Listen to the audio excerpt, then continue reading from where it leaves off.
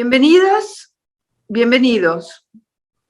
Este es el nuevo curso de Patrimonio Arquitectónico Argentino que estamos organizando desde la Comisión Nacional de Monumentos, de Lugares y de Bienes Históricos. Gracias por estar aquí y gracias también por todo el apoyo que nos han dado desde el año pasado hasta ahora, el apoyo y el aliento que nos han inspirado y nos han animado a elegir, armar este curso para ustedes, y que corresponde a un programa bien audaz que estamos haciendo. ¿Y qué es? En 80 pueblos de la República Argentina y centros históricos, hemos elegido lugares, edificios, junto con la gente de cada localidad, para ponerlos en valor, mediante la restauración y el conocimiento de la historia y de todo lo que se puede hacer en ese lugar y darlo como una fuente para el turismo cultural. Esto hace que el programa genera trabajo, genera mucho trabajo y genera capacitación. Y estamos orgullosos de poder hacerlo. Esto lo hemos logrado mediante un acuerdo entre el Ministerio de Turismo y el Ministerio de Obras Públicas. Con ellos estamos haciendo todos los trabajos. Y también con el Ministerio de Turismo.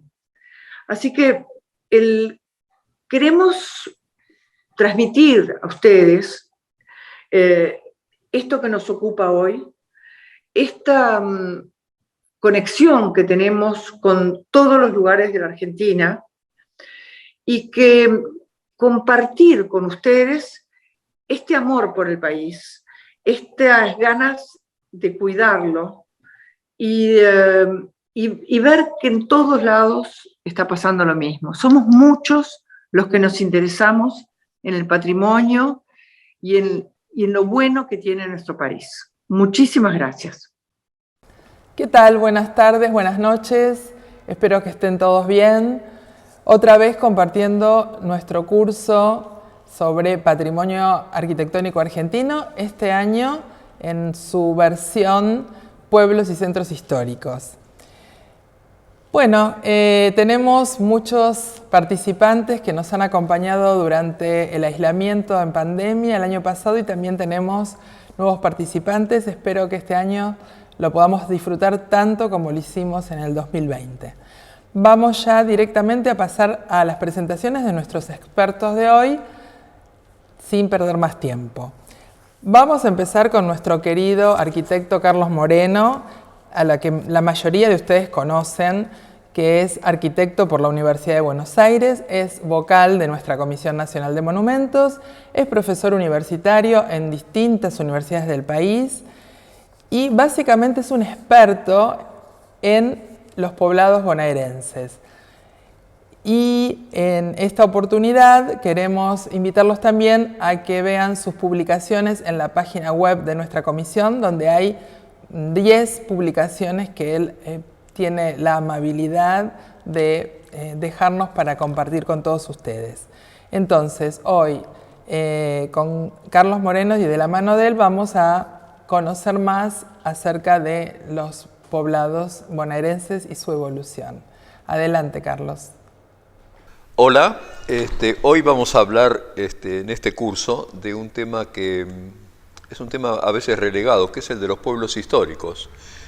Pueblos históricos que pareciera que fueran algunos, todos son históricos, porque todos los pueblos tuvieron dos condiciones importantes. Uno es un momento donde el hombre se ubica en una geografía, en un lugar, y el desarrollo de esa actividad del hombre a lo largo de decenas de años, de centenas de años, de siglos, y todo es una especie de gran proceso.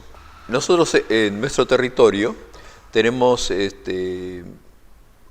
distintas geografías, hay casi 3 o 4 geografías determinantes que en definitiva terminaron formando o permitiendo o dando o generando una circunstancia que condicionó cómo es el poblar. Y el hombre se ubicó en cada una de ellas en función de los recursos que esas circunstancias permitían para la vida, ¿no? Por ejemplo, en alguna de las imágenes vamos a ver algunos de los asentamientos casi de familias, que es casi el elemento básico de lo que es poblar en el territorio de la Tierra del Fuego, y son simplemente empalizadas y cortavientos, o una cosa común, como lo son en algún momento, que era vivir prácticamente sobre las canoas.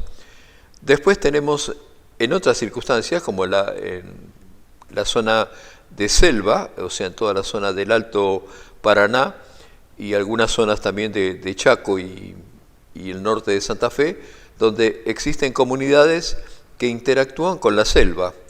Entre ellas, por ejemplo, los tupí guaraní. Los tupí guaraní, que tienen un origen en el centro de Brasil y que estaban bajando en el momento de llegada de los españoles a lo largo de los ríos, formaban aldeas donde tenían un elemento defensivo fundamental, que era una empalizada, a veces una especie de zanja de protección, y dentro de ella ponían lo que era la organización de una primera organización tribal, o sea, varias malocas polifamiliares que dejaban un espacio central que actuaba de plaza de ceremonias o elemento religioso.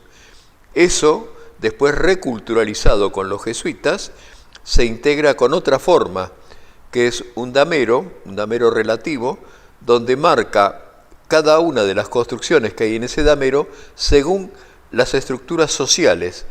Los caciques estaban cercanos a la plaza, el pueblo en general estaba más lejos. Los elementos religiosos eran los que presidían la plaza, o sea, todo tiene un cuidado, sentido simbólico. Uno en la estructura de una reducción puede leer la estructura social que hay en la reducción. En una estructura de la aldea tupí guaraní no hay grandes diferencias. Las diferencias son relativas dentro de su estructura de malocas. Tenemos otro tipo de población, que es la de los pueblos nómades, basados en la caza y la recolección, y después también en algo del manejo de la ganadería, aunque sea una ganadería cimarrona. Y tenemos en esas primeras imágenes cómo surge el poblado, es la toldería. También en base familiar o familiar extendida, que tiene toldos alrededor de un lugar. Los toldos en realidad son hechos con el material que surge de la explotación del recurso, que es el ganado, cuero y palos, palos que recogen. Y por otro lado, la zona andina, una zona mucho más evolucionada culturalmente, donde el principio que rige es, o habían alcanzado un grado de desarrollo basado en la agricultura.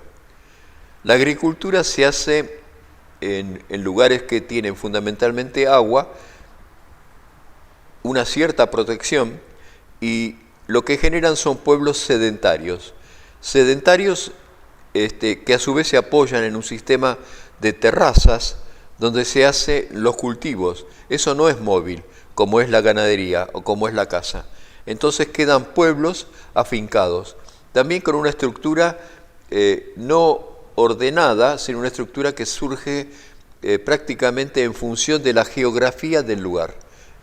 En los momentos de inseguridad se forman los pueblos en los altos de los valles, que son los pucará.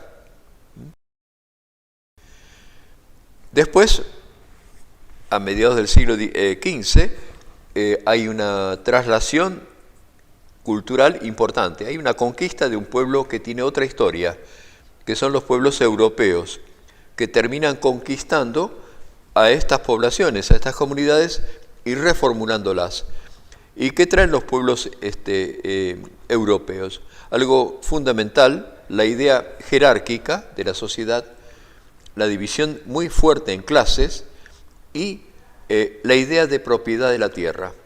Lo primero que hacen cuando llegan es, para poblar, es asentarse sobre un lugar que toman en una posición simbólica, apropiándose del lugar con un palo, el palo de la justicia, que en realidad es lo que está haciendo es una transferencia simbólica del poder del rey, que era el dueño, porque había conquistado a esas tierras, y las asigna. ¿Cómo las asigna?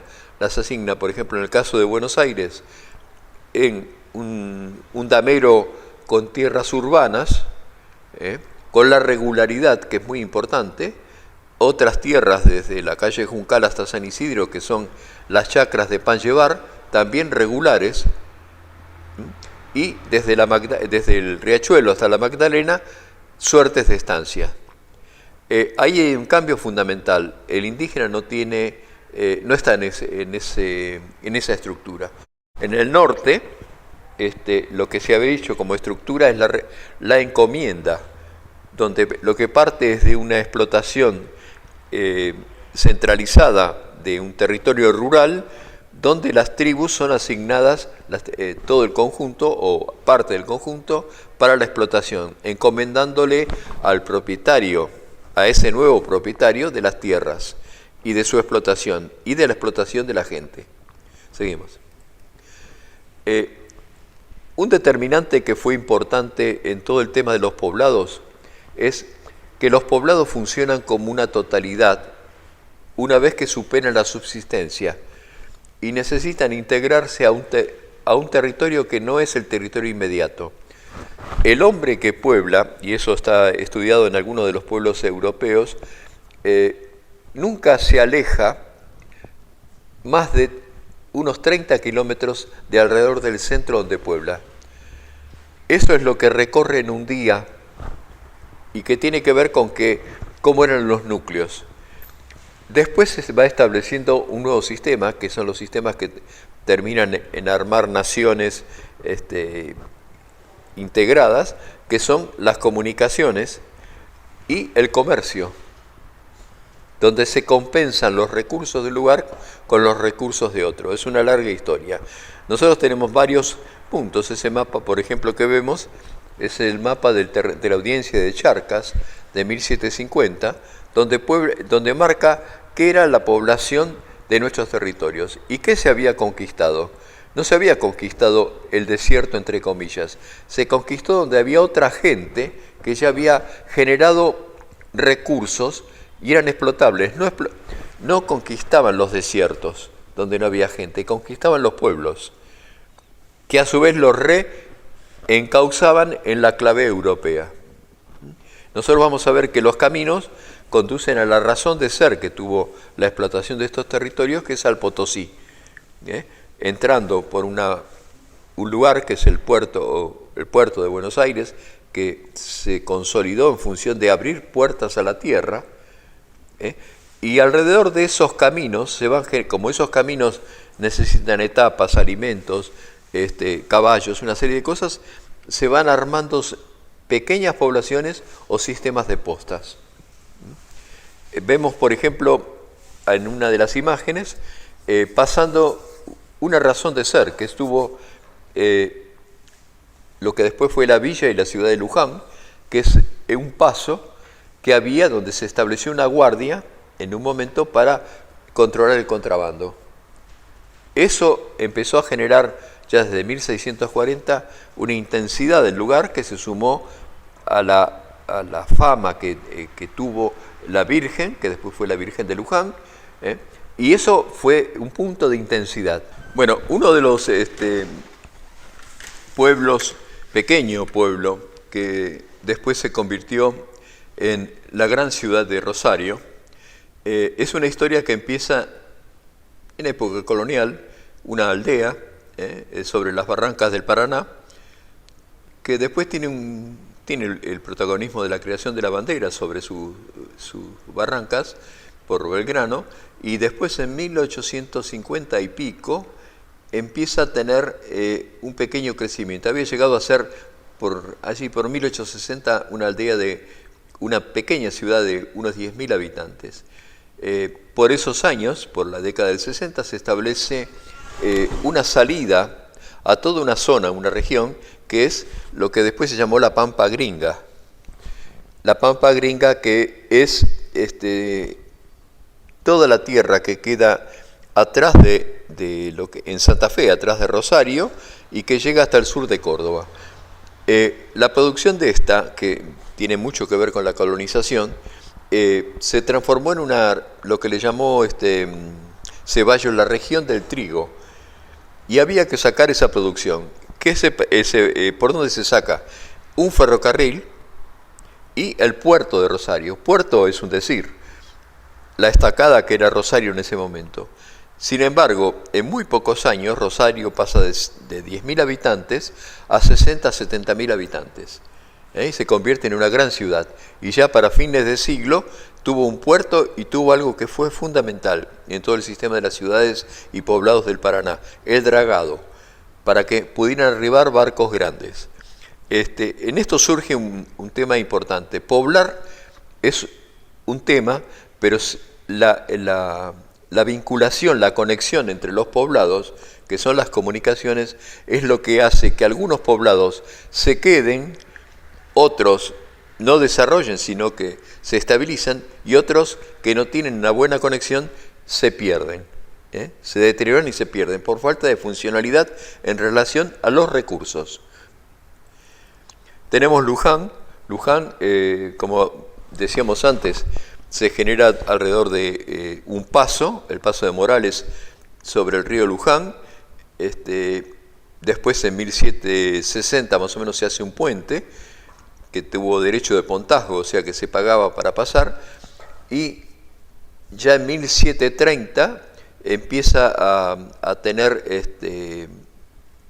a crecer en su importancia. En 1755 se hace toda la gestión para que sea declarado villa, y aparece el primer poblado que tiene un damero en el interior de la provincia, y a su vez tiene otras cosas interesantes.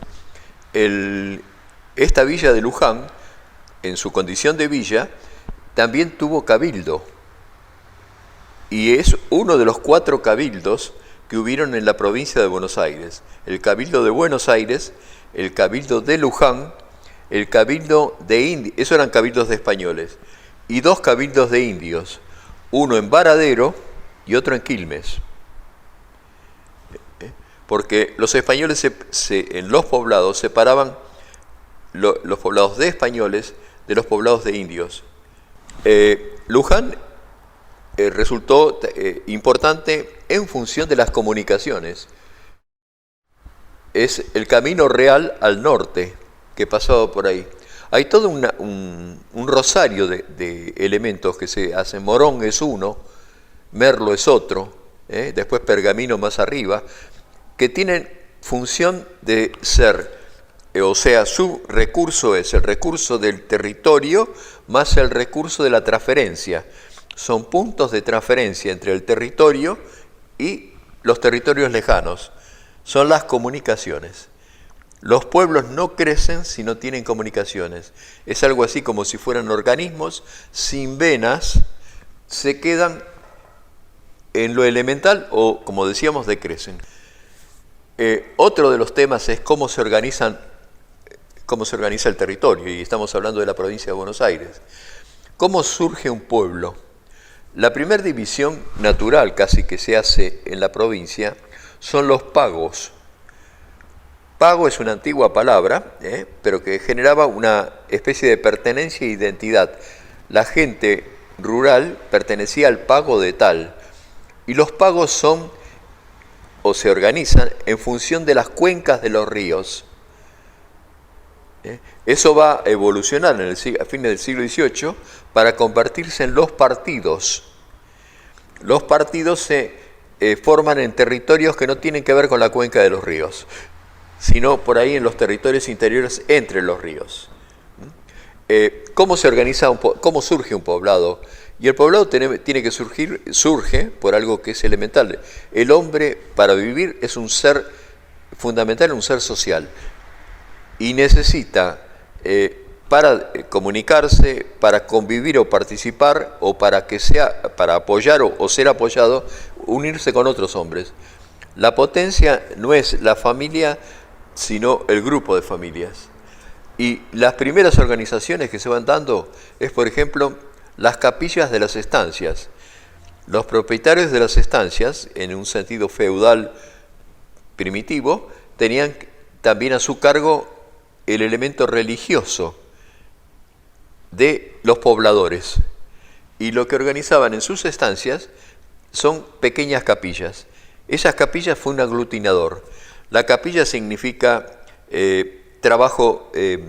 también trabajo colectivo de la estancia, porque a veces se convocaba para la yerra o para la pialada, o sea, hay toda una cantidad de cosas que se hacían. También hay un trabajo que se hacía, y eso se hizo en todo el territorio, que es muy antiguo, que es la minga.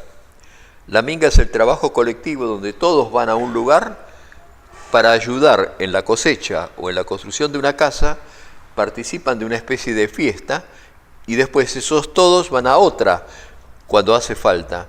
Es un trabajo colectivo muy interesante y poco valorado en nuestras estructuras. Esas también las hubieron en algunas comunidades indígenas.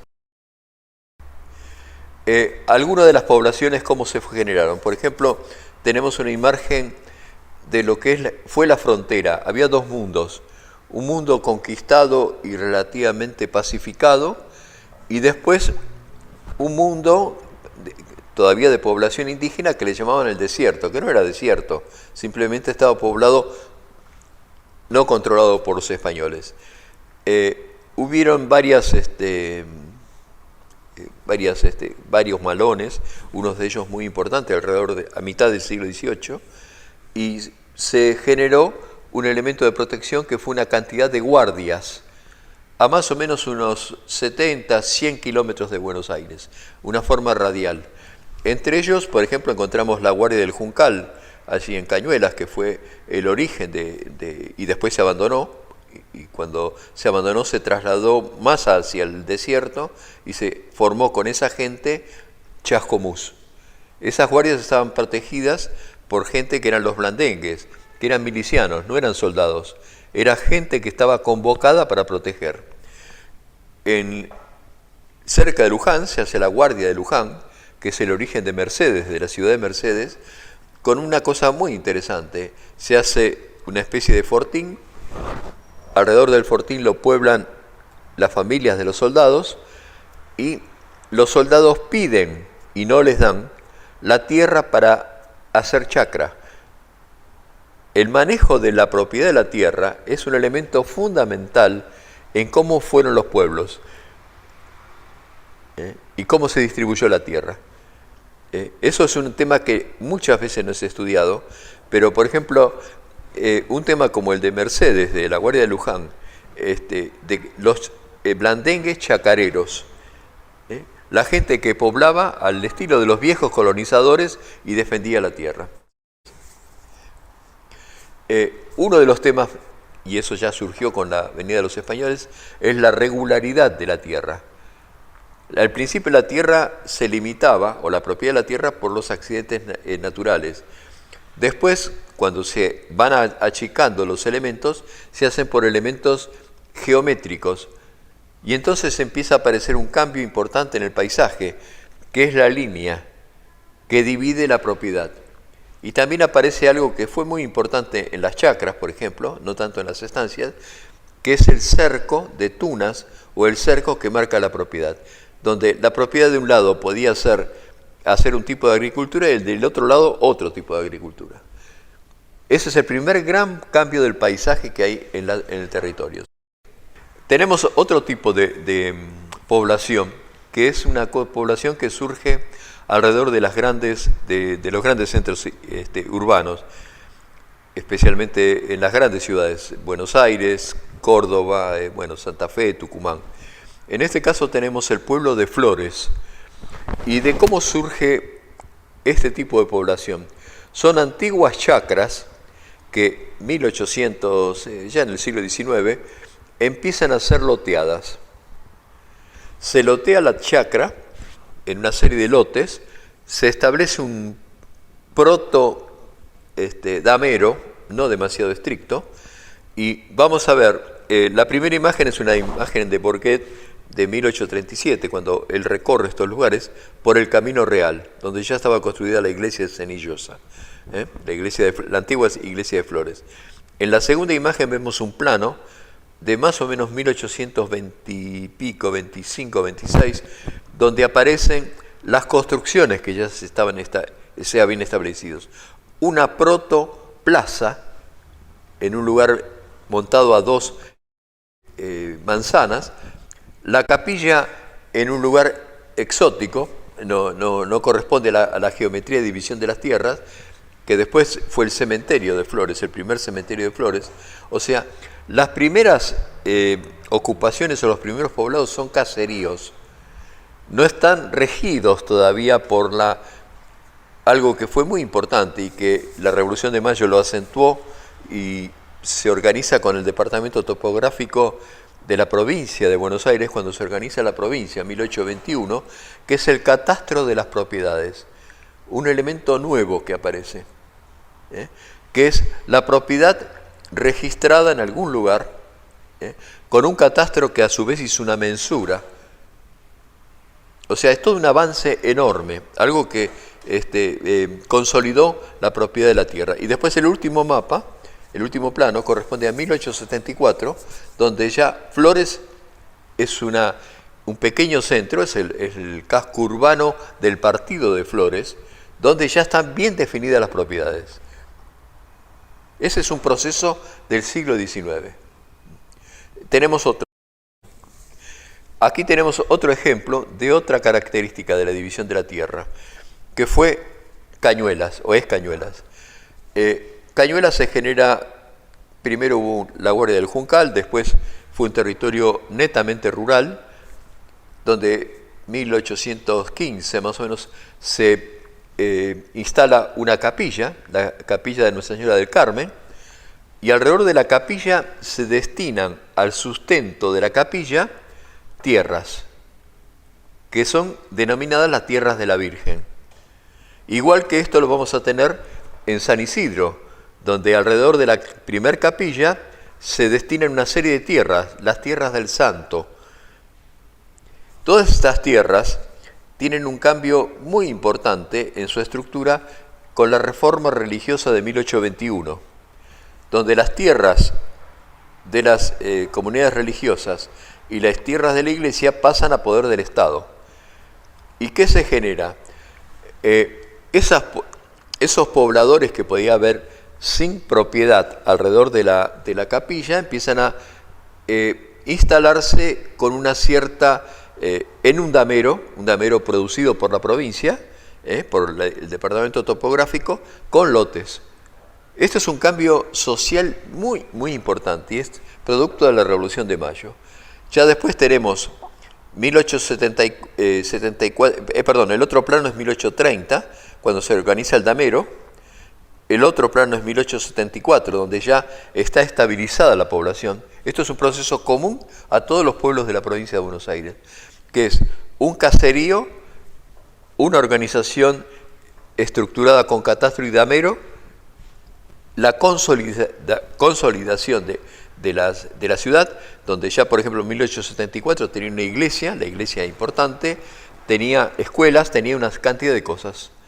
Y todo organizado un comercio, porque abastecía ese centro, era un pueblo rural que abastecía un territorio rural.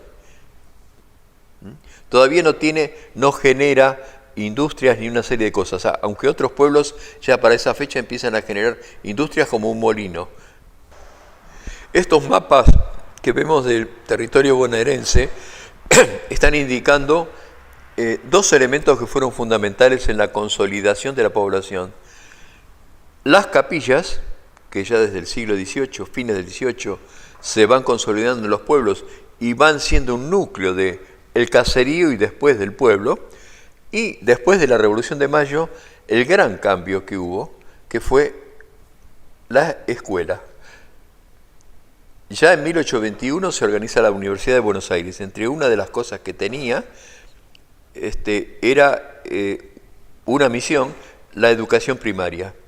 Y en los pueblos se van organizando, al principio, en los primeros años, se organizan 8 escuelas, entre ellas en 1822, una escuela en Cañuelas, la escuela número 1. Por eso es tan importante en los pueblos la escuela como el elemento generador y aglutinador de esa sociedad. Es una escuela que ni siquiera tiene edificio, alquilan una casa, pero van algo así como 30 chicos. Algo muy importante y algo también revolucionario en su momento. Pocos años después, muy poquitos, se establece otra escuela, la escuela de niñas. Esto está hablando de una ideología donde la educación es la herramienta del cambio. Una ideología que va a ser la que prima y en algunos momentos tiene mucha fuerza, especialmente con la ley de la educación pública, en la organización de los poblados. Primero las escuelas de niños, después las escuelas de niñas, después las escuelas secundarias, que pueden ser, ya es más a fin de siglo, y en algunos pueblos las escuelas normales para la preparación de maestros. Esto es las escuelas y las capillas que se convierten primero eran un rancho más o menos grande, después en una capilla, y después, cuando ya está consolidado el territorio, en una iglesia. Iglesias que las vamos viendo construir desde mediados del siglo XIX hasta ya comienzos del XX.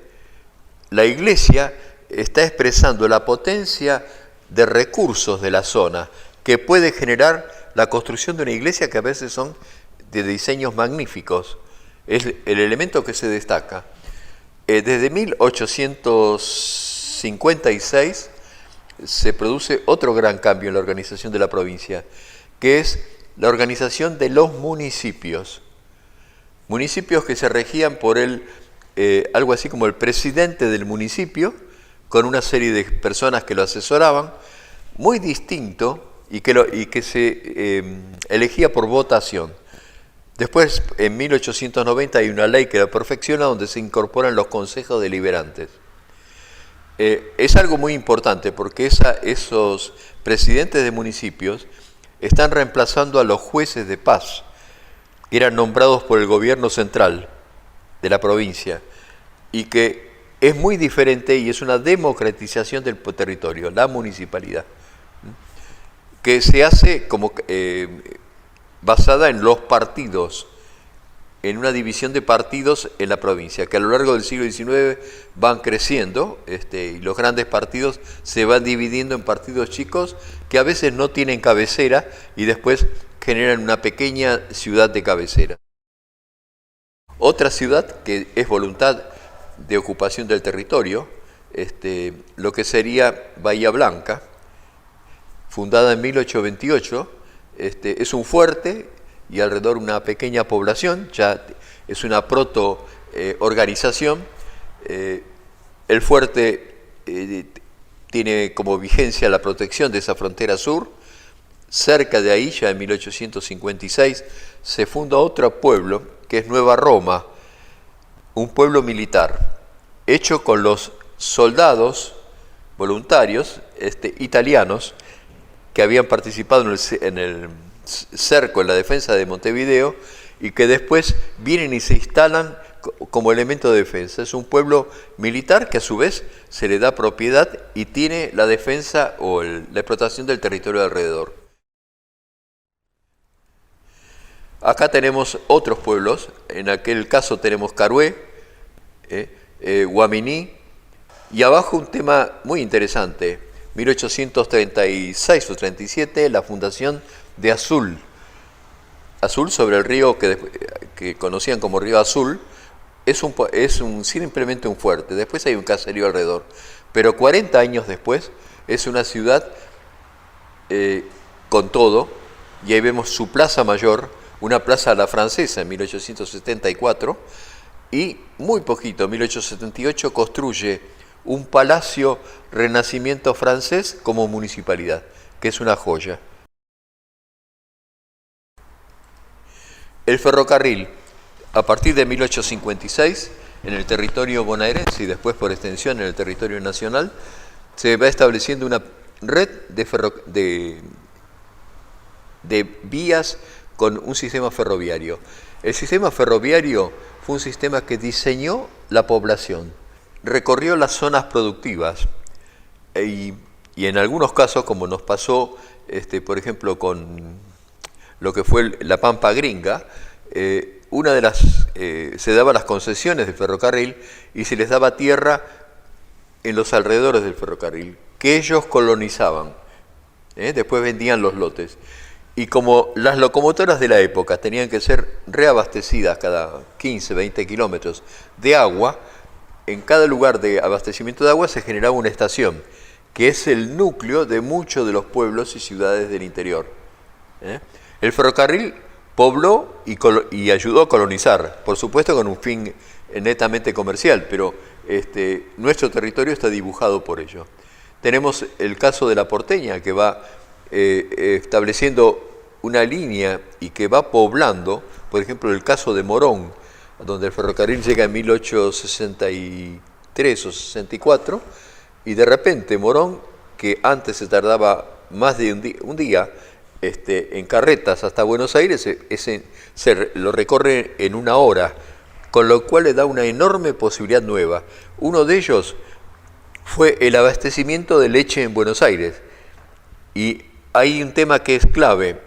Llega el ferrocarril y al poco tiempo se establecen tambos y al poco tiempo hay todo un sistema de abastecimiento en Buenos Aires.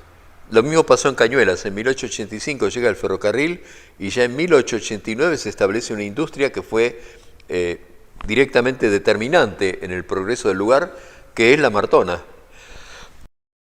O sea, el ferrocarril son las comunicaciones.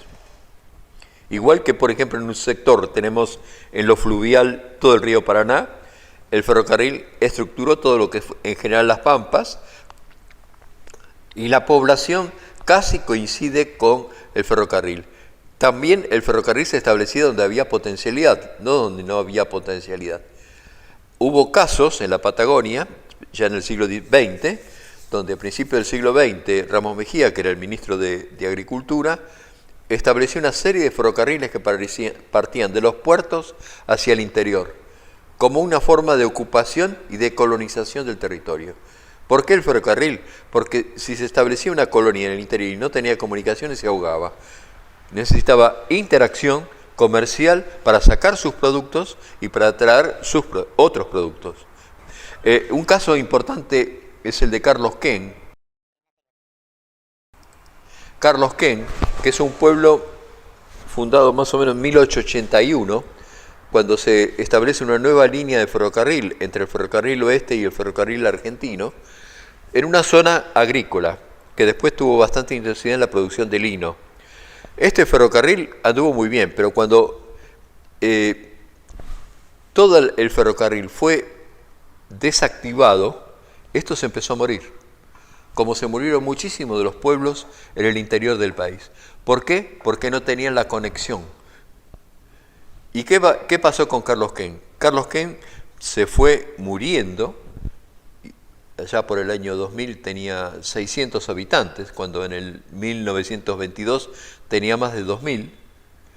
La gente se iba, los jóvenes se iban, y no se aprovechaban una serie de oportunidades que tenía lugar. Una de ellas, y que es fundamental en otros pueblos, y yo uno de los pueblos que hace poco hablábamos era Rivadavia, ministro Rivadavia, que es que están cerca de los lugares urbanos de intensidad urbana y pueden, su función es complementaria. ¿Qué pasó? Se pavimentó la ruta, se puso en valor cultural, que quiere decir tratar de superar esa idea de muerte por la idea de potencialidad de futuro.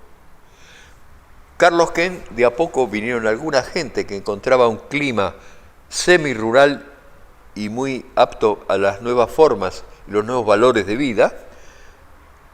Se estableció algún restaurante, el municipio puso en valor cosas en el lugar y la Comisión Nacional lo declaró pueblo histórico. Todo eso ayudó a generar una energía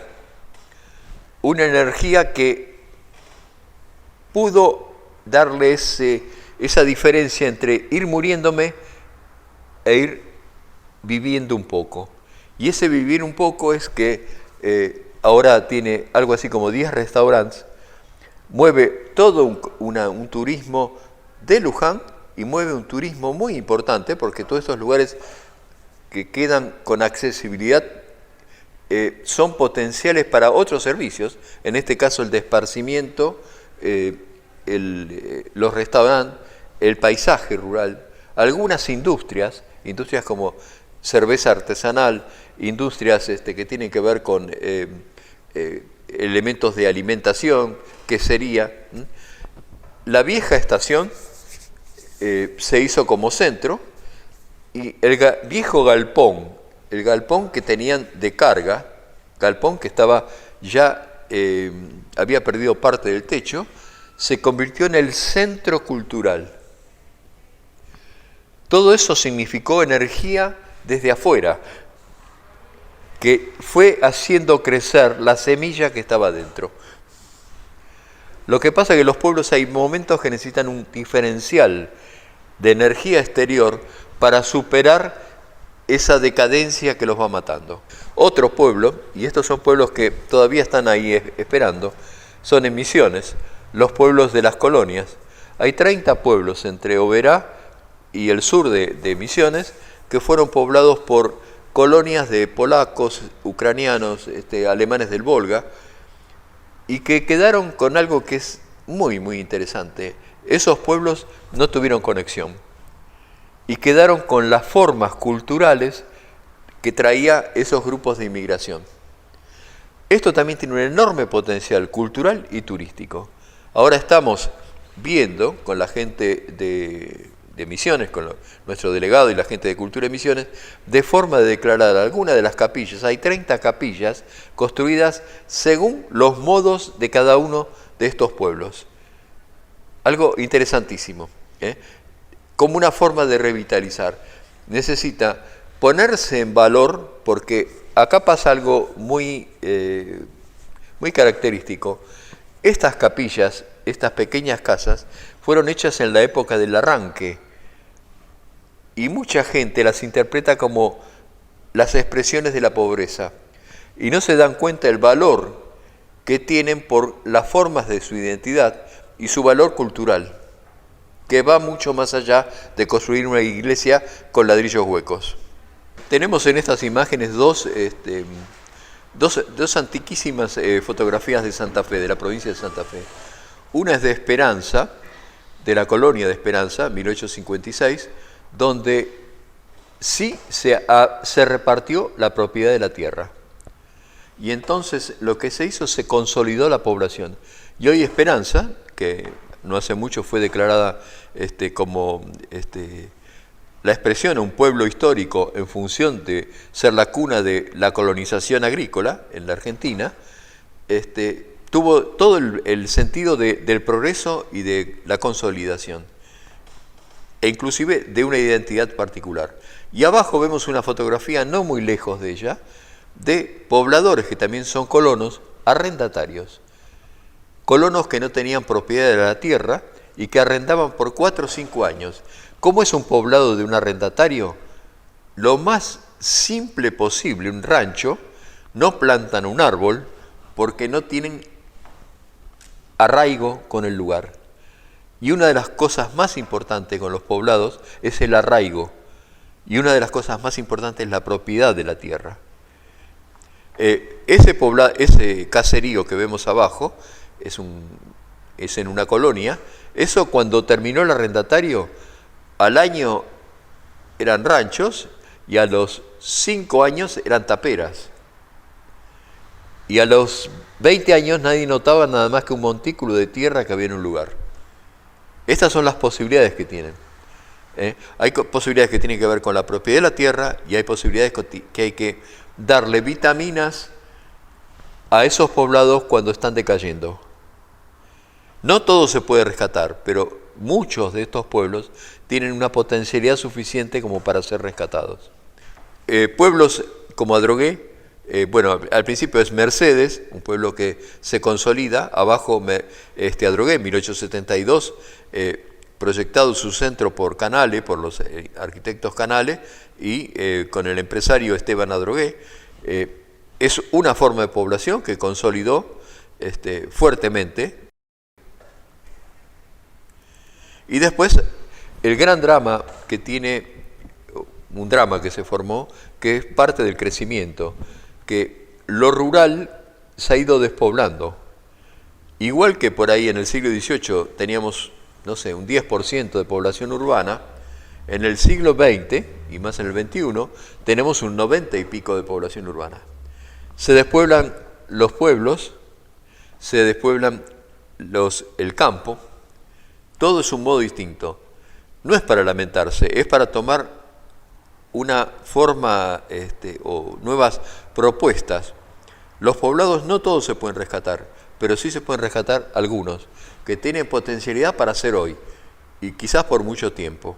El problema es, como decíamos antes, la vitamina cuando hace falta, no invadirlos con la identidad urbana, como se hace muchas veces cuando se proyecta desde los centros urbanos de cómo debe ser un pueblo histórico, sino tratar de rescatar las potencialidades y las identidades que tiene cada lugar, que es lo que marca la identidad de su gente y de su circunstancia. Vamos ahora a presentar a una compañera de la casa, la arquitecta Adriana Tenhoff. Ella es arquitecta de la UBA especializada en conservación del patrimonio, es miembro del Comité Científico de Paisajes Culturales de ICOMOS y es en la actualidad profesora en la Universidad del Salvador. En nuestra Comisión Nacional coordina proyectos especiales. Bueno, adelante Adriana. Bueno, buenas tardes.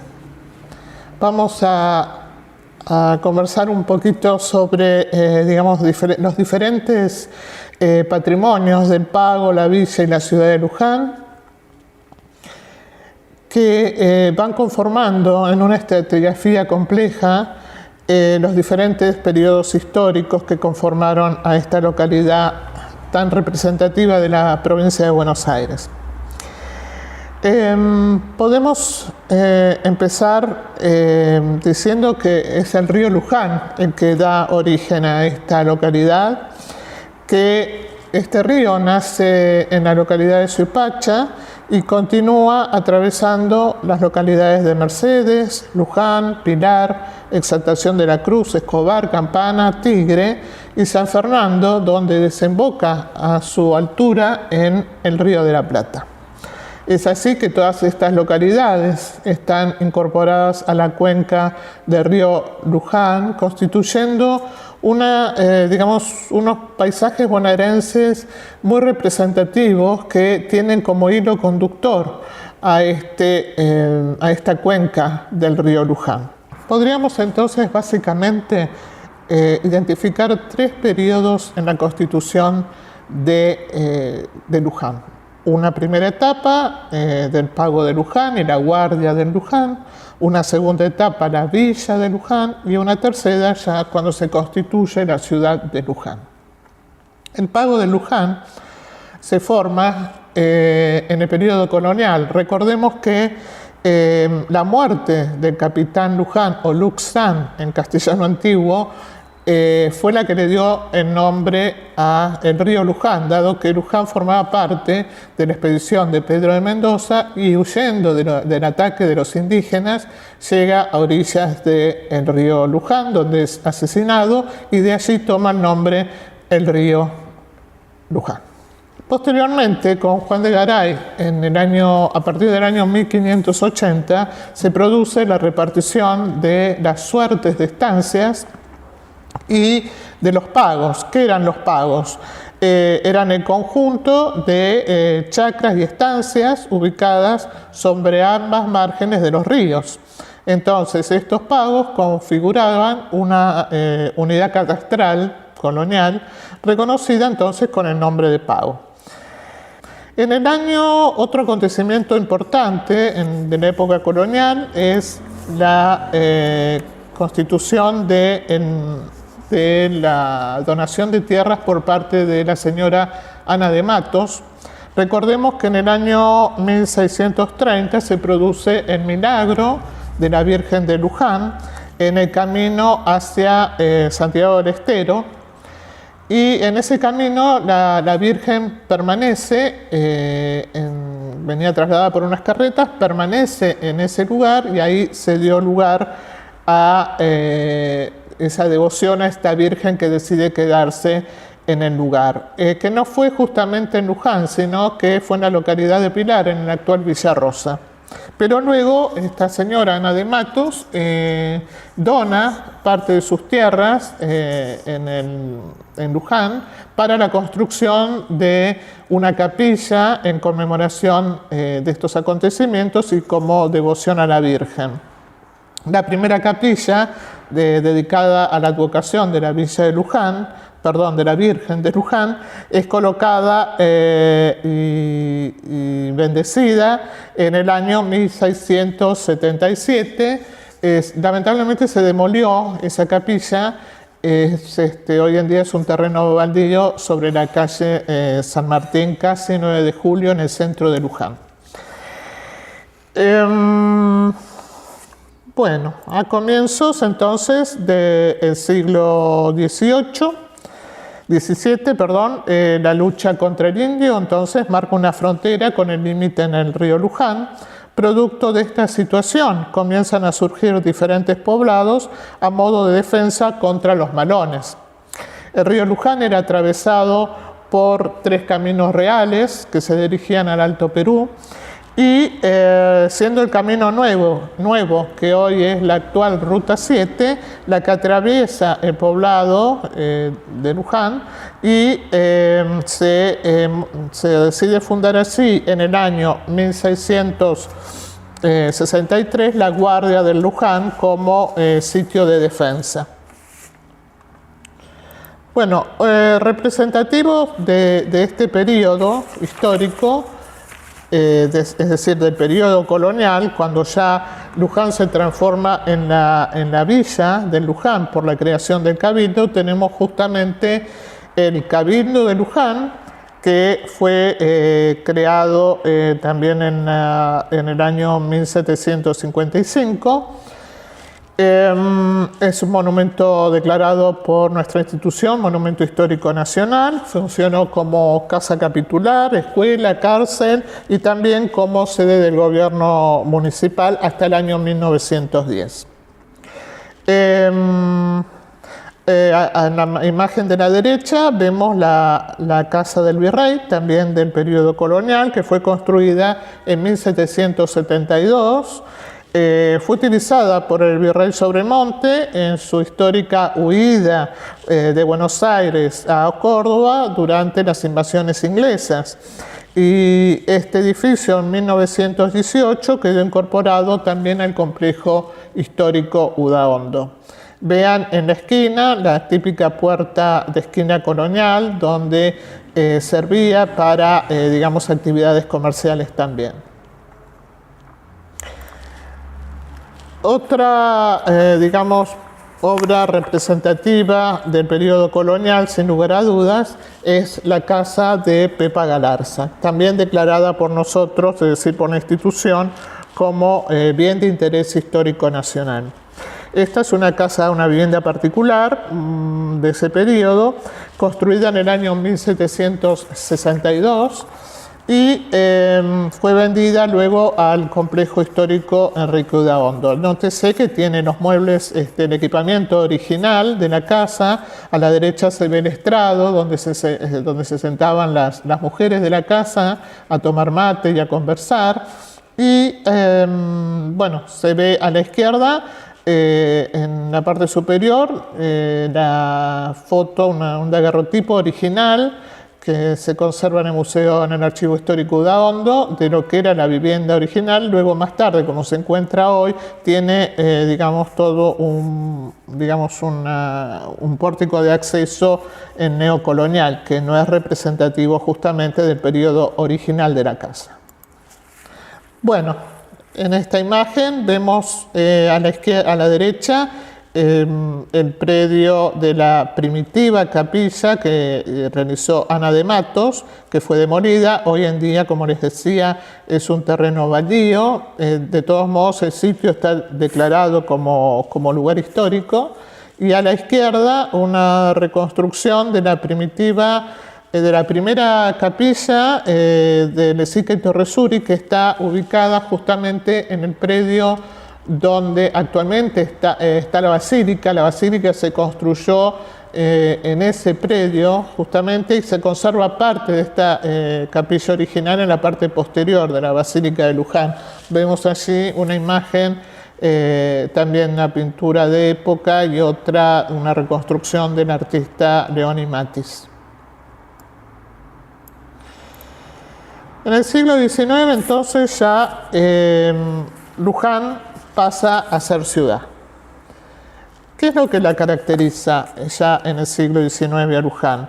Con la Revolución de Mayo en 1810 y con el libre comercio, con las principales potencias mundiales, la actividad agrícola y ganadera se expande fuertemente, sobre todo en territorio, lo que pone a Luján en un lugar de privilegio dentro de la campaña bonaerense. La llegada del ferrocarril, como vemos la estación central de Luján con sus galpones en la parte inferior, da un gran impulso, digamos, la llegada del ferrocarril del oeste que partía de Buenos Aires a la campaña bonaerense y en particular a Luján como centro productor y exportador de productos agrícolas y ganaderos.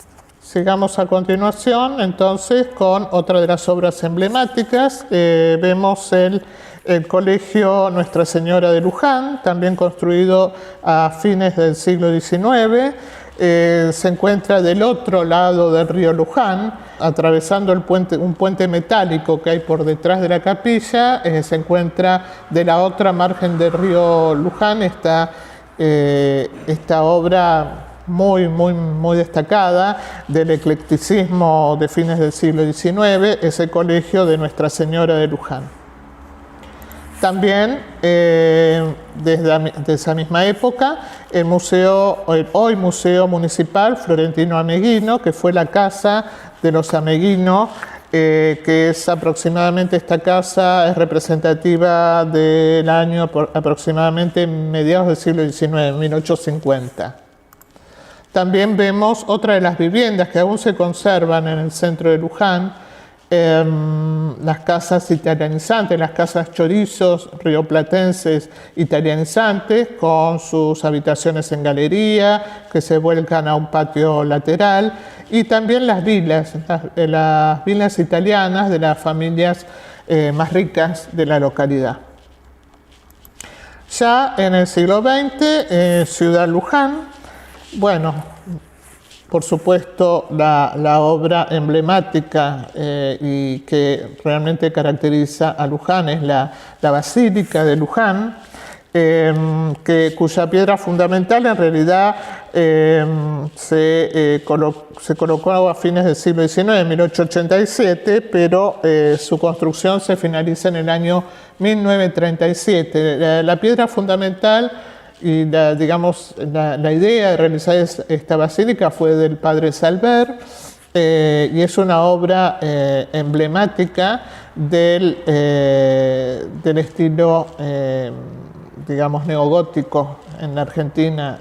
Justamente esta basílica con la Catedral de San Isidro son los dos ejemplos emblemáticos del neogótico realizado en nuestro país. En el año 1937 entonces se termina la construcción de la basílica y se realiza la apertura de la gran avenida central emblemática que desemboca en la basílica en el marco de la realización del Concilio Vaticano, del Congreso Eucarístico, del año 1937.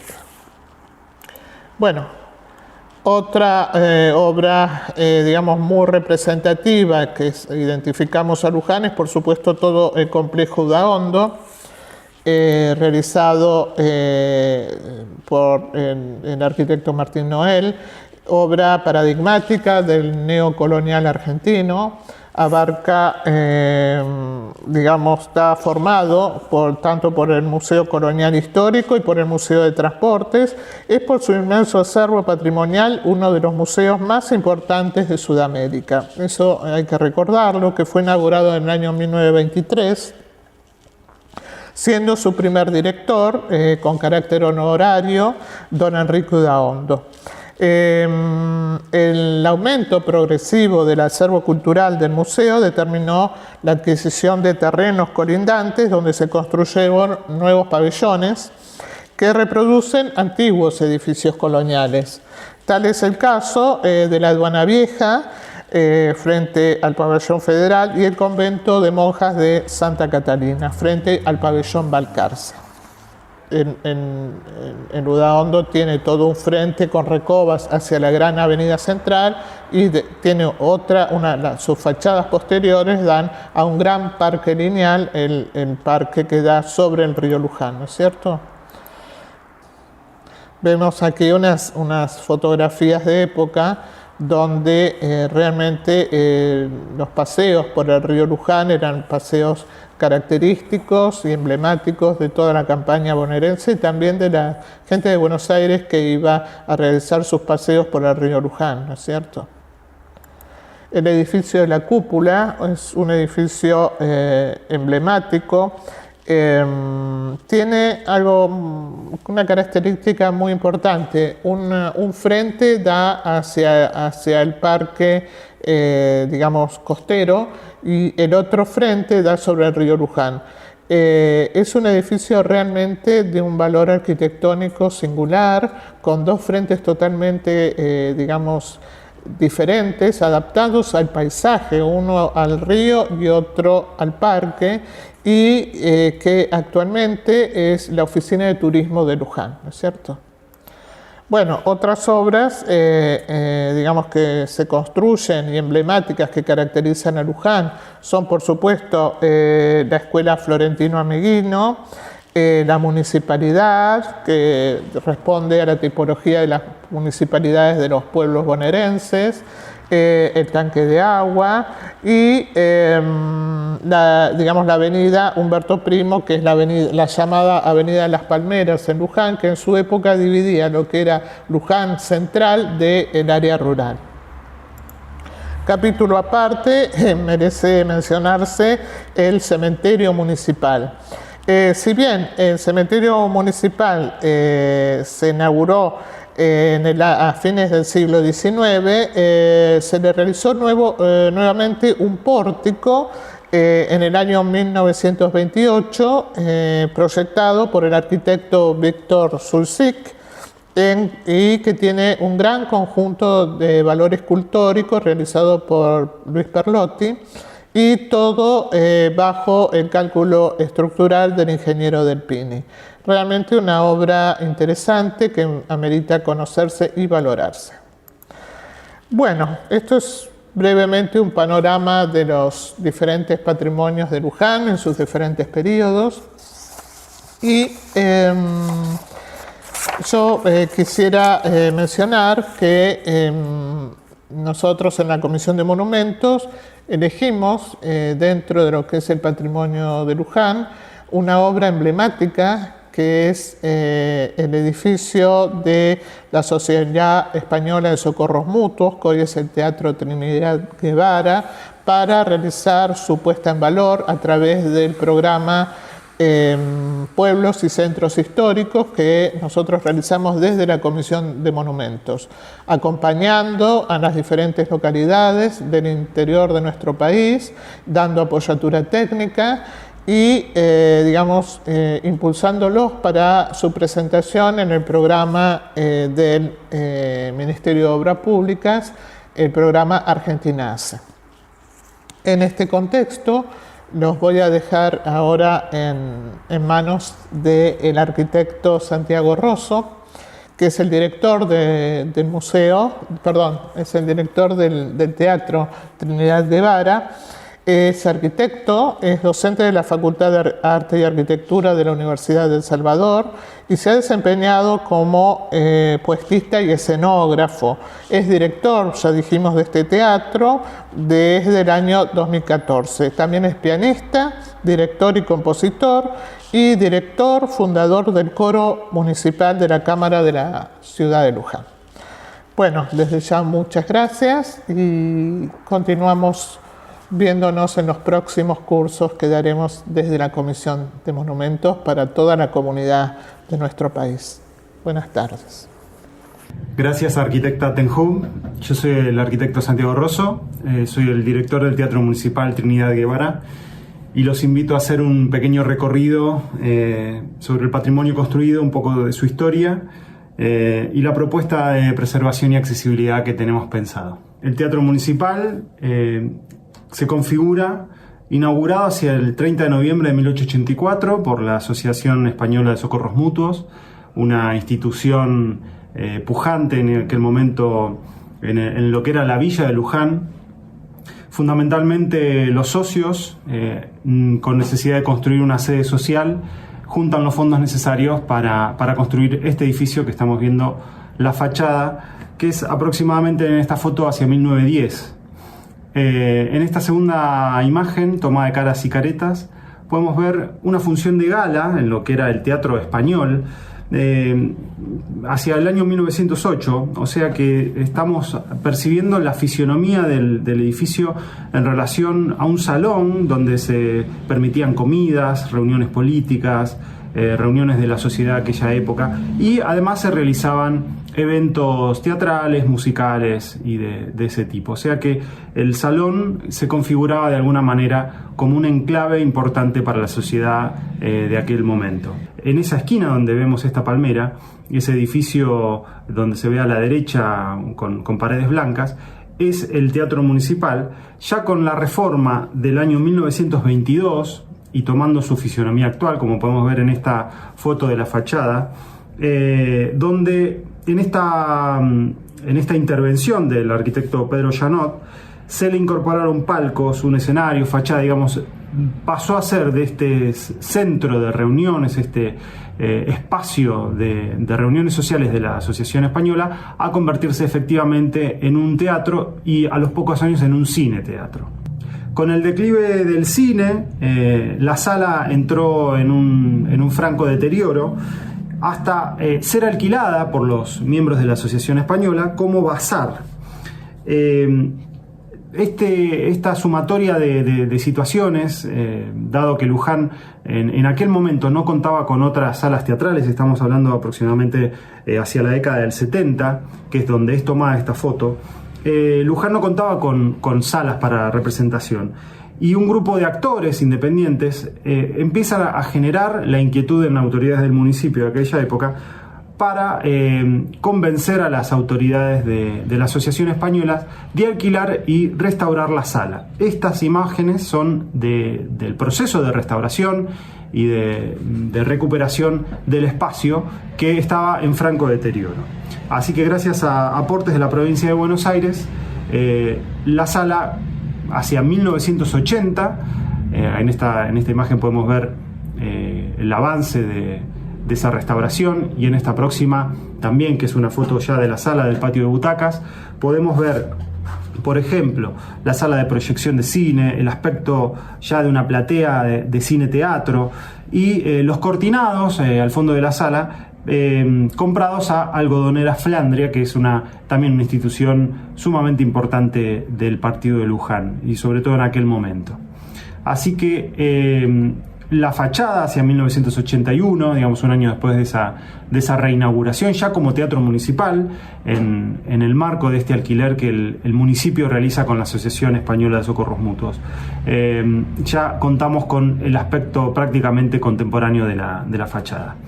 Esta inauguración se lleva adelante el 22 de noviembre de 1980, por eso el año pasado, en el 2020, celebramos el 40 aniversario, fecha por demás importante para nosotros.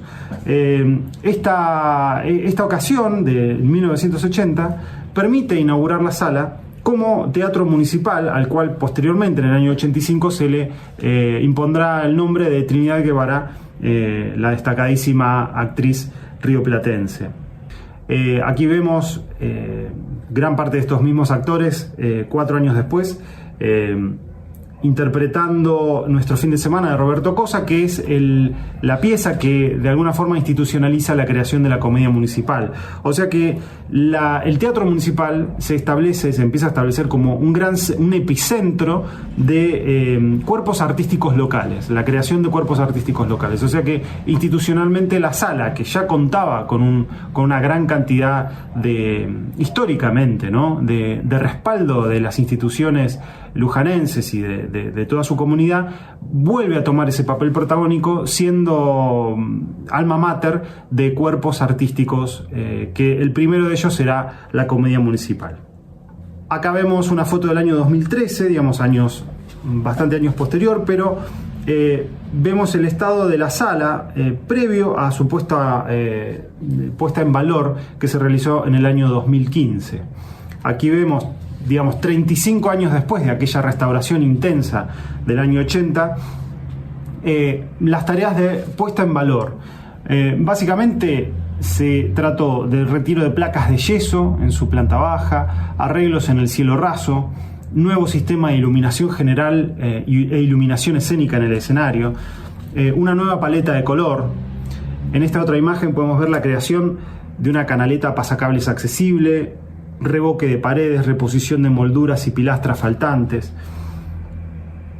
Aquí podemos apreciar la colocación de un piso de madera de incienso, y todas estas intervenciones, que duraron algunos meses entre el año 2014 y el año 2015, fue todo costeado por donaciones de vecinos y el apoyo de la Asociación Civil Amigos del Teatro Municipal. Aquí podemos percibir una foto que es aproximadamente hacia el año 2013 del estado de la sala, y en esta siguiente vemos el estado posterior a la puesta en valor. Fueron los criterios que llevamos adelante para poner la sala en condiciones tal y como se ven en la actualidad. Aquí otra imagen desde el escenario hacia la sala, también con este nuevo criterio de completar faltantes, de alguna forma cerrar toda esta etapa de intervención que ha tenido la sala en un constante, ¿no? Podemos decir que la sala no se ha pensado como una obra total, sino que ha tenido diversas intervenciones que la han ido constituyendo como un teatro como el que tiene ahora el uso actual. Aquí vemos una secuencia de trabajos y un avance en lo que fue la paleta de colores asignada. Esa paleta fue tomada también de los resabios históricos que teníamos, los antecedentes, por ejemplo, en los pisos calcáreos o en algunos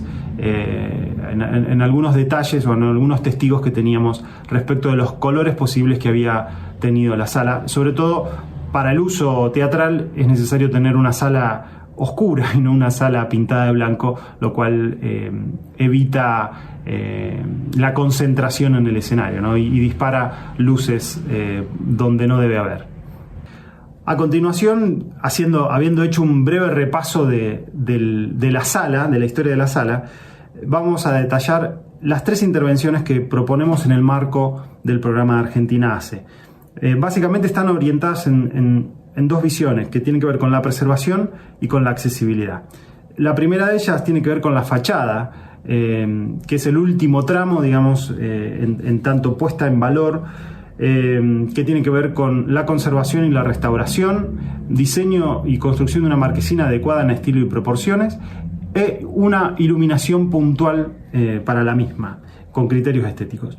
Los otros 2 puntos son patio español, creación de un patio español que vamos a comentar al final, y sanitarios en hall y camarines. Aquí podemos ver un detalle general, una imagen general de la planta del teatro, donde vemos en verde los sanitarios de camarines, que hay que refaccionarlos con baños para discapacitados. Pensemos que los teatros tienen 2 mundos, ¿no? Uno lo que es el mundo técnico y otro lo que es el mundo público, el acceso de los espectadores.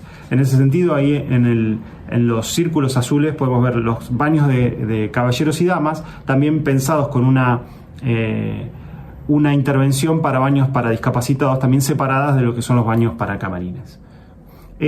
Más arriba y a la derecha vemos la intervención que se va a hacer en lo que nosotros vamos a llamar el patio español. Aquí un pequeño detalle de lo que va a ser esa intervención sin alterar la morfología actual de los baños, que son los baños originales, pensando en la incorporación de un baño también para discapacitados en lo que es el sector de acceso a público. Esta es nuestra salida de emergencia. Este es un patio, digamos, de maniobras, podríamos decir. Básicamente, lo podemos ver en estas otras dos imágenes. El grado de deterioro es importante. Hay que hacer varias tareas de reacondicionamiento en todo sentido, pero fundamentalmente la propuesta va orientada en este sentido, tomando elementos morfológicos de la sala como arcos y pilastras. Nuestra propuesta es convertirlo en un patio español que va a tener los usos que vamos a detallar. Fundamentalmente también la incorporación de un enrejado, también tomando elementos ornamentales de algunos que podemos consignar que estuvieron en el pasado. Esa foto a la derecha es de alguna de las imágenes que hemos mostrado, y rejas que forman parte del patrimonio actual de la sala. Con ello, como vemos en estas imágenes, vamos a constituir una nueva salida de emergencia para la sala, permitir un nuevo entorno urbano, o sea, crear un patio interior que sea abierto a la ciudad, donde fundamentalmente se va a consignar una nueva boletería accesible. Esta intervención es sumamente importante. El Teatro Municipal hace varios años viene trabajando en esa dirección de hacer la sala cada vez más accesible. Acá en estas dos imágenes también podemos ver la salida de la escalera de emergencia de palco y lo que proponemos para la construcción de este patio español. Así que bueno, les agradezco mucho la atención, el espacio de difusión de nuestro patrimonio, y un agradecimiento muy especial a la Comisión Nacional de Monumentos, Lugares y Bienes Históricos. Vamos ahora a presentar a un nuevo miembro de esta comisión, a un nuevo vocal, que es el doctor Andrés Magge. El doctor Magge es abogado, docente e investigador, y ha sido durante bastante tiempo director del Complejo Museográfico Enrique Udaondo en Luján y del Museo de la Basílica de Luján. Es consultor también en organismos internacionales como el PNUD y el BID. Vamos a escuchar entonces su presentación de 3 lugares del partido de Luján. Luján mismo, Carlos Ken y José María Jáuregui. Adelante, Andrés. Vamos a conversar de un ejemplo paradigmático. Luján como villa histórica nacional. También hablaremos de su pueblo. Hay 1000 razones para decir que Luján es una ciudad histórica y monumental. Voy a decir solo algunas. Se me van a pasar muchas que son reales y algunas también, porque están solo en mi cabeza. Quizás siquiera existan, porque las veo yo abusando capaz que del afecto que tengo por el lugar donde nací. Sus casi 400 años de vida nos muestran una riqueza singular que abarca religión, historia, importancia geográfica, natural, política, también singular importancia económica. Nuestra villa es conocida por ser la capital de la fe. Y es la capital de la fe en un tiempo singular, porque un argentino es el primer papa de la historia nacido en el continente americano. No hay un solo Luján. En Luján está el Luján del Milagro, de la sucesión de ermitas, de las capillas, hasta la construcción de la basílica monumental de la Virgen. Por casi 400 años recibió a feligreses y peregrinos en diferentes iglesias. Luego estamos impactados, nos impacta la iglesia monumental, la iglesia neogótica, que es monumento histórico nacional. También hay un Luján histórico, nace con la llegada de los españoles. Cercano a Buenos Aires, a partir de ese hilo que recorría el continente con el nombre de Camino Real, Luján fue una posta. Esa posta, por importancia estratégica, por cercanía a la gran metrópoli o a la gran ciudad, pensando en términos del puerto de Buenos Aires, fue transformada en sede de cabildo, el primer cabildo de La Pampa, y allí hubo mucha decisión estratégica en tiempos que precedieron al propio virreinato del Río de la Plata, pero también estuvo la labor de un hombre, Don Juan de Lesigui y Torresuri, que hizo lo imposible. Llegó a Luján para curarse por motivos religiosos, construyó la segunda iglesia y también, digamos, parte de su rol en la zona fue justamente aportar para la transformación de la ciudad o del paraje en una villa y en un cabildo que fue, como dije hace un minuto, el primer cabildo de La Pampa. En esa zona por 200 años también los criollos y los indígenas disputaron y convivieron durante mucho tiempo. Disputaron el territorio y convivieron. Hay una especie de simbiosis acá, nosotros la vemos, yo por lo menos la veo. Y por eso creo que no es una casualidad que el Pavo de Luján haya sido el primero en reaccionar frente al invasor inglés. El primero también en apoyar la gesta emancipadora de Mayo. Pienso en Belgrano, que venía a visitar a su hermano, que era sacerdote en la basílica, y en otros próceres que no solo vinieron luego de 1806 y 1807. Pienso que algunos de ellos, a una especie de prudente distancia en Buenos Aires, se reunían en Luján, en las quintas o chacras de Luján, a planear, idear revoluciones que se concretaron en Mayo, ¿no? Donde nació nuestro proceso independentista. Luján hoy es visitada diariamente por miles de personas. Casi hay una especie de mirada media centrípeta sobre el rol religioso de Luján, pero a Luján no solamente se viene por la Virgen o a recorrer los museos. Muchísima gente viene a estudiar a la universidad o a trabajar en la universidad, a aprender, no sé, de paleontología, porque es una especie de laguna paleontológica donde vivieron, una zona donde vivieron Fray Manuel de Torres, el doctor Muñiz, los hermanos Amiguino. Hasta el mismísimo Darwin visitó Luján, como relatan en sus viajes, ¿no? Pienso que es significativo, ¿no? Que alguien como Darwin haya dedicado un tiempo de ese recorrido por América del Sur para visitar nuestra ciudad, quedarse ahí. También hay gente que viene a trabajar y a pasar sus fines de semana a este paro o villa que en 400 años ha mostrado varias etapas. La fundante, que tuvo que ver en 1630 con la llegada de la Virgen y las primeras expresiones de carácter cívico.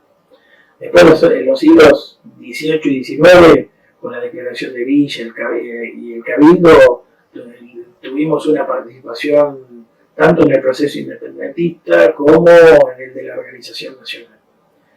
La etapa de finales del siglo XIX es muy interesante, la novela es muy interesante. Apareció en Luján un personaje histórico, un sacerdote francés, el padre Jorge María Salver. Promovió la integración amistosa con nuestros pueblos originarios, de hecho predicó entre ellos, fue hasta Salinas Grandes. En medio de esa predicación hizo una promesa, un peligro de vida, una promesa que a la postre repercutió en una transformación rotunda de la villa, digamos, y como que a partir de Salver nace el Luján moderno, entiendo yo, porque avanzó en tres aspectos revolucionarios la promesa de Salver. Por un lado, permitió la historización de Luján y de la fe a la Virgen. Por otro lado, la coronación de la imagen transformó a la ciudad en una ciudad universal, ¿no? Reconocida en el mundo. Y además prometió construirle, digamos, una nueva iglesia. Sobre la iglesia de Lesica se construyó una iglesia gótica. Salver era francés y venía del sur de Francia. Seguramente esta iglesia neogótica fue originada en este pensamiento de hacer algo que resaltara, ¿no? Él decía que que tan preciosa perla necesitaba de un mejor estuche, ¿no? Entonces la construcción de la monumental basílica se hizo, pero sin apoyo del Estado. Este es otro punto también interesante. Salvar no recurrió al Estado. Para el financiamiento de la obra recurrió a todo el pueblo argentino. Puso la piedra fundamental en 1897 y la construcción arrancó en 1890. El pueblo donó ladrillo por ladrillo el dinero para que la gesta sea posible. Hay también aspectos de la vida de Salvar que no han sido resaltados, que tienen que ver con sus dotes de comunicador. El sacerdote sin duda entendió que el medio era el mensaje, ¿no? Fíjense que vivió solamente 15 años en Luján. Es increíble la obra que hizo en esos 15 años. Falleció a los 52 de edad y claramente su paso divide la historia local. La historia de Luján la divide en dos tramos. El Luján moderno apareció luego de él, ¿no? Sí, y se transformó, esto también es bien interesante, en el primer impulsor de las peregrinaciones a la Virgen, casi en el padre de la religiosidad popular. Los millones que peregrinan año a año al santuario quizás se hayan cambiado en su composición social, pero en todas las peregrinaciones se amalgama el pueblo argentino. Todo esto que decimos tiene una lectura profunda a escala nacional. Pero sobre finales del siglo XIX a Luján también lo impactaron decisiones que también venían de afuera. Crecían los medios de transporte, crecían las necesidades del Estado. Parecía que Luján quedaba más cerca de la capital federal, un poco repitiendo a Moreno el tren que hacía que las distancias se cortaran. Por eso en ese tiempo nacieron o florecieron algunos loteos caseríos de la vía del ferrocarril, que se transformaron en pueblos, ¿no? Algunos de ellos de la mano del Estado, ¿no? De la protección tutelar del Estado, que digamos, desarrollaba estrategias apuntadas al cuidado de la niñez y de la salud mental, como Pendor, por ejemplo, en donde la edificación del hospital pensado por Cabrel fue revolucionaria. Torres también, otra localidad, con el Hospital Montes de Oca, Olivera con su colonia, y también otros más relacionados a la producción, digamos, a nuestra historia agroindustrial, como Carlos Queno, José María Jauregui, que vivió también, Jauregui vivió un intenso proceso derivado luego también de la presencia de un hombre impar, don Julio Sterling. Entre 1928 y 1975 invirtió haciendo nacer fábricas o emprendimientos agropecuarios acompañados de instituciones, inculcando allí una nueva forma de pensar el desarrollo. Varias veces Moreno usó una palabra que me parece distintiva, especial: intensidad. Me parece que tenemos que pensar de repensarnos, ¿no? Me parece que ahí en intensidad hay mucho para trabajar como concepto, porque es necesaria la intensidad para que existan y subsistan pueblos y desarrollo. Nacen y se mantienen a partir de hechos que tienen que ver con el hombre, con el conjunto social, con el rol del Estado, a través de políticas estratégicas, ¿no es cierto? O mirándonos para adentro con el rol de la propia Comisión Nacional de Monumentos, que a través de su declaratoria influye, ¿no? Podemos aportar desde la Comisión nuestro granito de arena.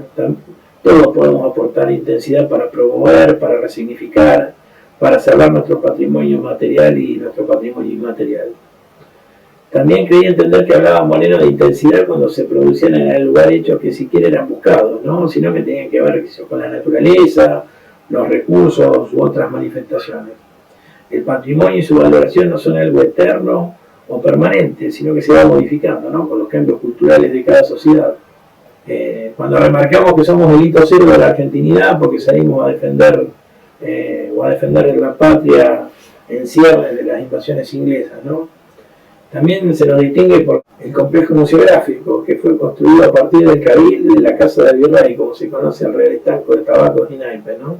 Que fue la primera oficina de cobro de tributos de La Pampa. Udaondo, que era parte de una generación, eligió Luján, como otros, ¿no? Con un sentido nacionalista que buscaba a través de esta villa simbolizar todo lo bueno entre comillas, ¿no? de nuestra historia. Buscaba que los extranjeros que llegaban desde el puerto tuvieran un lugar en donde palpar, en donde poder tocar nuestra historia y hacer propia nuestra bandera, ¿no? Hoy los museos han cambiado en su concepción. Son espacios multiculturales, no sé, plataformas en los que se discute o se debería discutir nuestro futuro. Igual repaso y pienso en la inteligencia de Udaondo, ¿no? Y en las virtudes de la colecta que él realizó. Su mirada integracionista puede ser resignificada. Los bienes y símbolos únicos que por su valor hay en el museo incluyen a los pueblos originarios, a los próceres de la historia, a muchos próceres que estuvieran enfrentados entre sí, pero bueno, Udaondo colectó todo de todos. Y me parece que teniendo ahí todo de todos, se podría utilizar ese espacio para que los argentinos nos acerquemos entre nosotros, para que decidamos juntos en armonía qué futuro pretendemos para los próximos tiempos como nación, ¿no? Uno en Luján puede seguir, ¿no? Llegar a la casa de la familia Meguino, también monumento histórico nacional, y en esa casa uno se encuentra ante hombres que, a pesar de haberse quedado en un pueblito, tuvieron una visión universalista. El Museo Municipal de Paleontología y Ciencias Naturales Casa de Ameguino es un museo que abrió sus puertas en el año 99. Más allá que la casa es un inmueble que data de la década de 1850 y que con el tiempo se fue convirtiendo en este museo tan particular, lo que le queremos mostrar es quizá el patrimonio más importante y más relevante que tiene nuestro Museo Municipal Casa de Ameguino. Uno, cuando lo recorre, se va a encontrar con la colección de restos fósiles de José Miñone, de Juan Carlos Recarey, que fueron un poco los que continuaron el legado meguiniano en el siglo XX, en la recolección de restos fósiles que tienen que ver en la cuenca del río Luján y que corresponden a la megafauna del Pleistoceno tardío, es decir, los animales que habitaron en un periodo que va desde los 30.000 a los 170.000 años aproximadamente. También lo que uno se va a encontrar cuando recorremos la Casa de Ameguino es un acervo muy importante que tiene que ver con la documentación histórica. Como los hermanos Florentino y Carlos Ameguino, muchas de las colecciones que fueron recolectando del río y que fueron trabajando en lo que era su adolescencia y su niñez en Luján, hoy están en otros museos, por ejemplo el Bernardino Rivadavia o el Museo de Ciencias Naturales de La Plata. Lo que sí tenemos son las colecciones de Miñone y Recarey, pero al mismo tiempo una serie de documentos históricos que se exponen en las paredes de nuestro Museo Municipal Casa de Ameguino. Debido a la pandemia y debido a que no podemos abrir al público, en este momento la Casa de Ameguino está llevando a cabo una restauración de lo que tiene que ver su parte edilicia, sabiendo que es un monumento histórico nacional desde el año 2007 con todos esos recaudos, pero también un guión museológico nuevo que cuando tengamos la apertura presencial y que la gente pueda venir a visitarnos, se va a encontrar con una sala que corresponde a la vida de Ameguino Luján, una sala de la megafauna, otra que viene a simbolizar el laboratorio y una serie de plantas nativas que fueron instaladas en el parque. Abundan escuelas, también en Luján abundan escuelas y bibliotecas públicas, archivos monumentales como los del propio museo, me estoy refiriendo al Museo Udaondo, o algunos privados como el de la biblioteca y archivo de la familia Fur en la estancia de los Talos. Carlos habló también que como núcleo fundante de un pueblo era necesario que existiera capilla y escuela. Luján tuvo la primera expresión de religiosidad que unió al pueblo argentino, aún antes que existiera la nación. La primera escuela, también la erradicación del primer colegio marista del país, que fue la primera erradicación de los maristas en la Argentina. Su universidad fue fundada por vecinos, ¿no? La cerró el proceso militar, se reabrió lograr la democracia.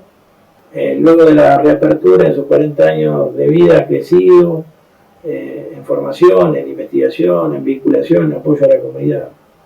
Recuerdo los cierres también de las fábricas, recuerdo que también lo viví, ¿no?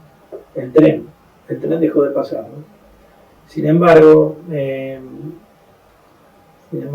a pesar de que el tren dejó de pasar, fue la comunidad la que resignificó las estaciones. La estación de Jauregui, por ejemplo, o la de Carlos Ken, más conocida, ¿no? Fueron los vecinos los que con privados de la ayuda del Estado, y ahí destaco también la pionera labor de la Comisión Nacional de Monumentos, que resolvió erigir a Carlos Ken en el polo histórico, y bueno, hoy vemos los frutos, lo vemos resurgir a Carlos Ken, resignificado de otra manera, pero lo vemos resurgir. En Jáuregui, bueno, Jáuregui es un caso aparte, ahí apareció don Julio Sterling, ¿no? Este personaje impar, al que uno no puede sino admirar, porque compró un molino, un pequeño molino al lado del río, y a partir de él creó empresas que dieron trabajo a miles de personas. Pero en paralelo, antes que sea obligatorio, le hizo aportes al personal, dividió la tierra en loteos, fundó instituciones, clubes, escuelas técnicas, donde terminaban trabajando los empleados, terminaban los estudiantes trabajando como empleados de sus fábricas, creó bibliotecas, instituciones, no sé. Pero ya más de 30 años de su muerte, falleció en 1975, don Julio, a la banda Rerum Novarum, es verlo a él. En ese nombre, Rerum Novarum, en la encíclica, vemos quizás la filosofía que lo alumbró, la filosofía que siguió. Ver tocar a la banda es verlo a él que vive en esa memoria. También podemos, no sé, mirar en Jáuregui. Yo considero que Jáuregui o Villa Flandria, como le gusta decir a algunos, digamos, tiene sucesos que son extremadamente culturales. La hinchada del Club Flandria, ¿no? Cuando Flandria sale de la cancha, el Club Timón, que ha tenido representantes, a pesar de que es un pequeño pueblo, ha tenido representantes olímpicos. El Círculo Criollo Martín Fierro, que año a año, bueno, su carreta lidera la peregrinación gaucha, en la carreta insignia, ahí va la imagen de la Virgen de Luján, y decenas de instituciones. Bueno, en ese conjunto uno no solo lo ve a don Julio, lo ve a él y ve a la gente, que hizo propia una manera singular de pensar, ¿no? Resalto esto porque fue la gente la que, ante la crisis económica de las últimas décadas que asoló la zona, la quiebra de las propias empresas, firmaba alguna de las propias empresas fundadas por don Julio, o la presencia de alguna empresa contaminante, mantuvo con firmeza la intensidad de la que hablaba Carlos Moreno. En 2021, sobre los ladrillos y galpones que edificó Sterling, hay parques industriales en donde trabajan también miles de personas. Hay un museo del sitio, el museo donde está el museo de Flandria, ¿no? La historia de Flandria está ahí, de la algodonera, ¿no? de don Julio, de lo que hizo, y se resguardan archivos industriales que simbolizan no a los edificios. Creo que los edificios son poco importantes. Lo importante ahí es el reflejo de la historia del trabajo y de la participación comunitaria. Más de un centenar de empresas fundadas por ex empleados de linera o de algodonera tejen hoy en el lugar el 30% de la tela plana que se usa en el país, ¿no? Parece ser un hecho increíble, ¿no? Y la zona sigue creciendo en base al trabajo, con seguridad, con armonía, porque ese pueblo es una manifestación ejemplar de lo que sucede cuando al trabajo se le suma la participación ciudadana. Quizás nuestro rol, lo pienso desde la comisión, sea el de apoyar a través del Estado y de incentivar o publicitar estos ejemplos. Las declaratorias tienen ese sentido. Me hago la pregunta, y también como en una especie de juego se la hago a ustedes: ¿qué nos deparará el futuro? Hablo de la labor de la Comisión Nacional, del Estado, al declarar pueblos históricos. Pienso que es una decisión pionera e indispensable, porque amalgama trabajo, turismo, patrimonio y cultura. Creo que se adelanta un momento en el que la tecnología ayudará a repensar el territorio. La pandemia nos ayudó a hacer ese ejercicio, ¿no? Todos en nuestras casas empezamos a aprender a usar el Zoom y no sé qué, el Meet, y a usar el WhatsApp de otra manera. Empezamos a pensar que no era tan necesario movilizarnos y trabajar en nuestras casas, y también se empezó a ver con cierta simpatía a volver a los pequeños pueblos, ¿no?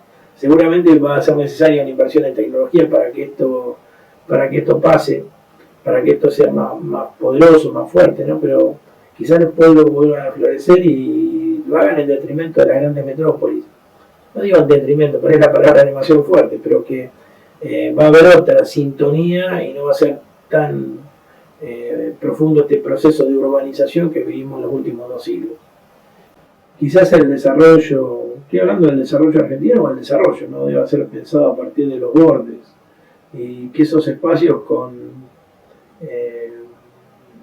infraestructura, como decía antes, sean reaprovechados. O sea, infraestructuras que se aporten, nuevas, infraestructuras tecnológicas y infraestructuras que estaban en los pueblos y que fueron siendo dejadas abandonadas, puedan ser reaprovechadas y reutilizadas. Pero volviendo a Luján, la bici y sus pueblos constituyen un todo inescindible. Puertas adentro discutimos cómo mantener, ¿no es cierto?, la separación. No todos son flores en Luján. Puertas adentro discutimos cómo mantener la separación y la identidad para no ser absorbidos por el crecimiento, no sé, elefantiásico, podríamos llamar, del área metropolitana de Buenos Aires. El histórico cuadro modélico seguro necesitará una revisión, un nuevo plan estratégico. Necesitará una Ana de Matos, un Lezica, un Salver, no sé, un Udaondo, un Cabré, un Don Julio Sterling. Pero ellos solos no fueron ni son suficientes. Solo la participación, la gente, ¿no? Las políticas de Estado, el compromiso a largo plazo, harán posible la refundación que necesita el territorio, ¿no? Recordando también que esa planificación a futuro sea en clave argentina. Pasaron 400 años desde 1630, o estamos llegando casi a los 400 años, y tenemos que planear como villa, como ciudad, como región, una nueva mirada. Tenemos que volver a refundarnos, y para eso tenemos que volver a planificar, que esa planificación sea en clave argentina, y que en esa planificación podamos mantener nuestra memoria y nuestra identidad. Bueno, hemos llegado al final de nuestra primera clase, la hemos disfrutado creo que todos mucho, y vamos entonces a hacer algunas aclaraciones para que estemos todos en tema. Algunas de estas clases se van a dar de manera doble, o sea que algunas semanas vamos a tener doble clase para poder llegar antes del fin del año a terminar el curso. La evaluación va a ser en 3 instancias que tendrán que aprobar en un 70% al menos 2 de las 3 para poder obtener el diploma, obviamente. Y ahora entonces vamos a presentar lo que vamos a ver la próxima semana. Vamos a tener una clase dividida en 2 partes. En la primera ustedes van a tener a la presidenta de esta comisión, la señora Teresa Anchorena, y al director nacional de arquitectura, el arquitecto José Ferrero. Ellos nos van a comentar acerca del funcionamiento del programa de pueblos y centros históricos y su financiamiento para la puesta en valor y recuperación de todos estos lugares que están participando del programa. Y en una segunda parte vamos a tener la presentación del arquitecto Gabriel Romero, que nos va a introducir en el conocimiento de varios de los pueblos históricos de la provincia de Corrientes. Así que creo que va a ser una clase muy, pero muy interesante. Los esperamos el martes próximo a las 18:30 horas. Muchas gracias.